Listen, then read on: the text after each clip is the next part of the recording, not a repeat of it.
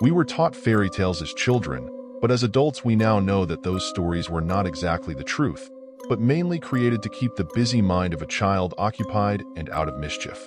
But what if fairies were real after all? Well, what I mean is the fairy part, but not actually being fairies. Maybe something more sinister. What if fairies are a form of cryptids more sinister than we could ever know? Well, that's what these two girls may have found out the hard way. Welcome back to the Anything History channel, where we delve into the strange and mysterious tales that have captivated the imaginations of people throughout the ages. Today, we embark on a journey into the heart of a peculiar legend, one that intertwines the realms of fantasy and reality, leaving behind a trail of intrigue and deception. Join us as we unravel the enigma of the Cottingley Fairies, a tale of childhood innocence, photographic trickery, and the enduring allure of the unknown. In the quiet village of Cottingley, nestled amidst the rolling hills of Yorkshire, England, lies a garden shrouded in secrets.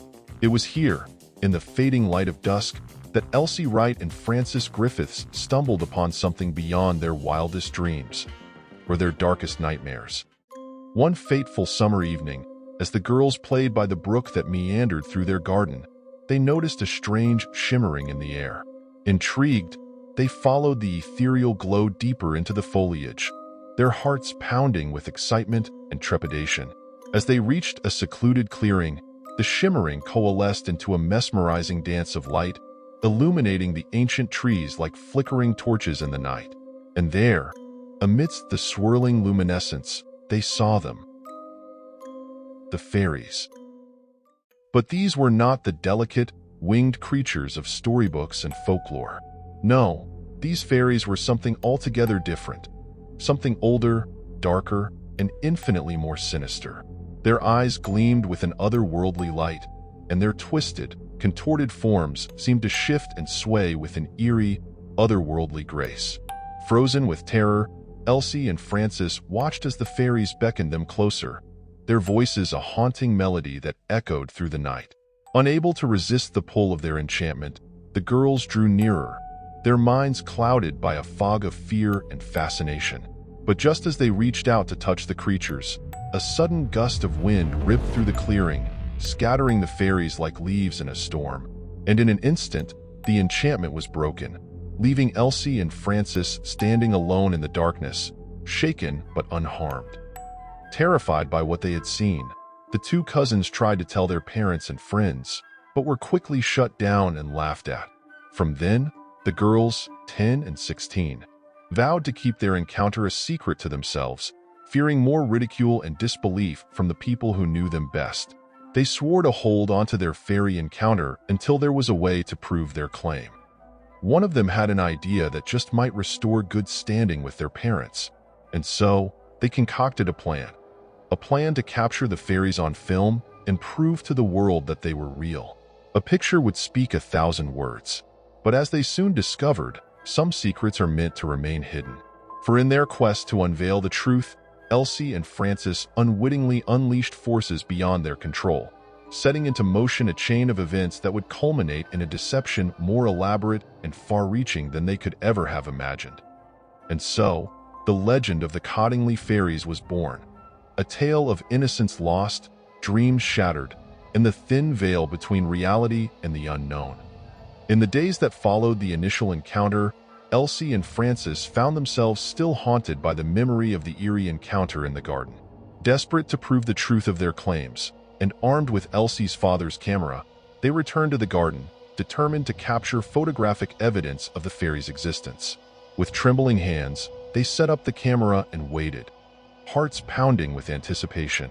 And then, as if by magic, the fairies appeared once more, their otherworldly forms illuminated by the soft glow of twilight. With a sense of triumph, Elsie and Frances snapped photograph after photograph, each frame immortalizing the spectral figures dancing amidst the shadows.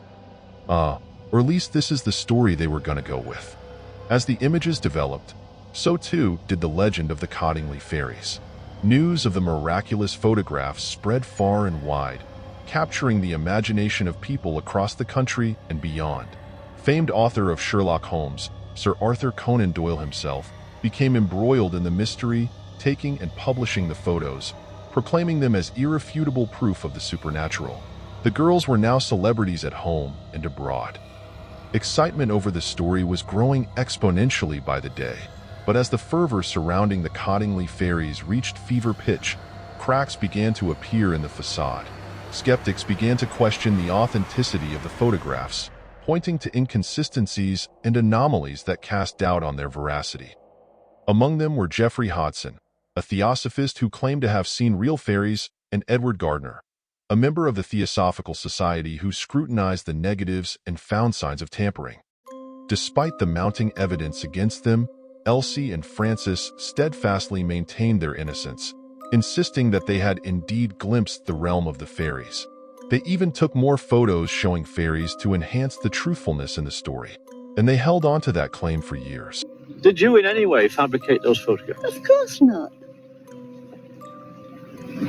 You tell us how she could do it, and we'll tell us, and then we'll tell you. Remember, she was 16. I was 10. But as time passed, and as the world watched in disbelief of what the skeptics were saying, the truth would be finally revealed. More modern technology carefully scrutinized the original negatives again and determined the photographs to be nothing more than an elaborate hoax.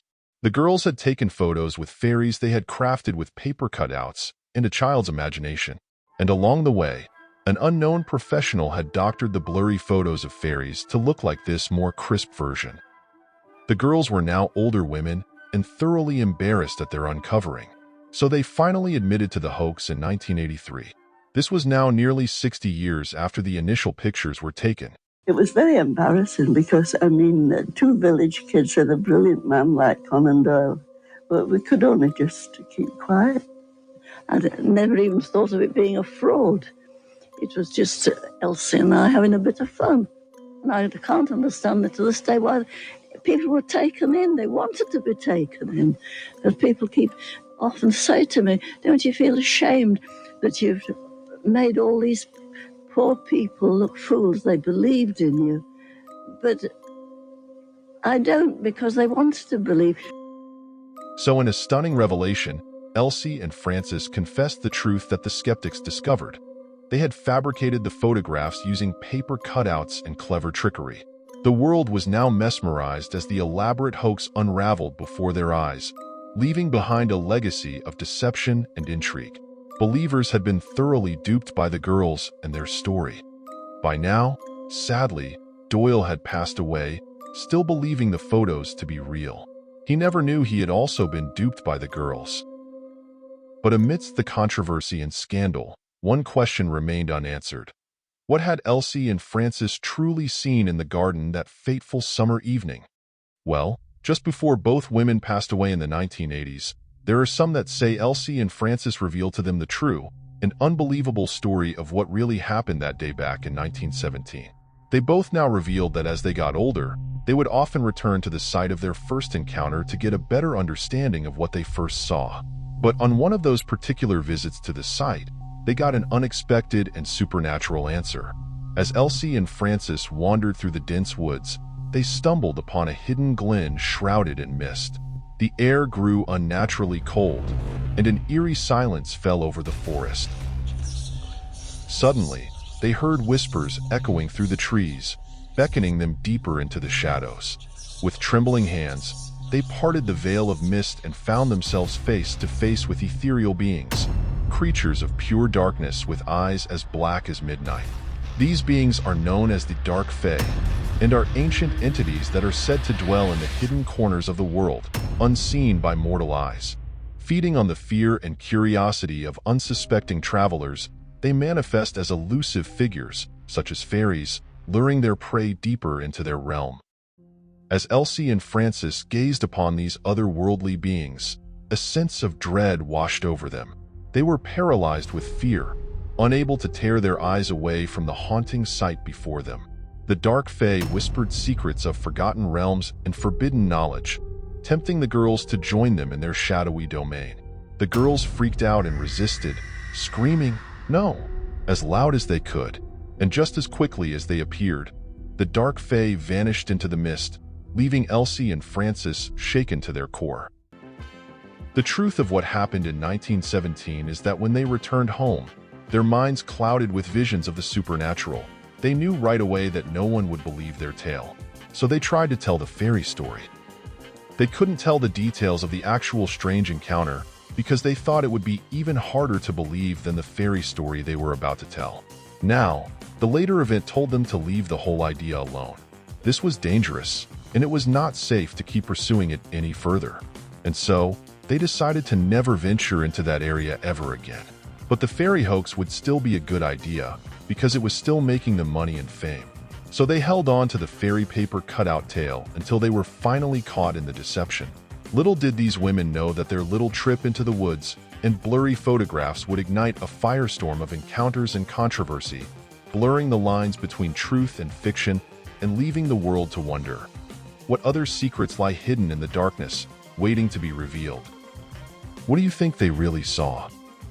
Perhaps the answer lies buried beneath layers of myth and legend, waiting to be uncovered by those people brave enough to venture into the shadows of the unknown. I'll see you, when, or if you get back. Subscribe, like, and comment on the video. And most of all, return to the channel for more history from the dark part of reality.